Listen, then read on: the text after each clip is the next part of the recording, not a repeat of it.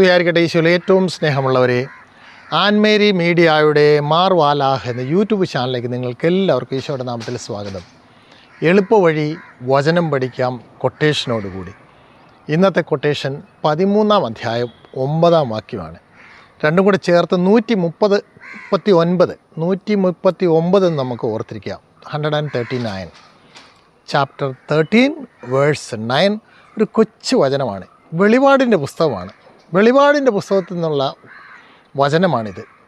2 വാക്കുകൾ മാത്രമേ ഉള്ളതിൽ, പക്ഷെ അതിശക്തമായ ഒരു വചനമാണത്. അതിനകത്ത് ഒരുപാട് അർത്ഥങ്ങളുണ്ട്. രാവിലെ മുതൽ വൈകുന്നേരം വരെ പ്രസംഗിക്കാൻ കഴിവുള്ളവർക്ക് ഈ ഒരൊറ്റ വിഷയത്തിൽ പ്രസംഗിക്കാൻ സാധിക്കും. ചെവിയുള്ളവൻ കേൾക്കട്ടെ. ചെവിയുള്ളവൻ കേൾക്കട്ടെ. എന്താണ് കേൾക്കേണ്ടത്? ലോകത്തിൻ്റെ കാര്യമാണോ ദൈവത്തിൻ്റെ കാര്യമാണോ?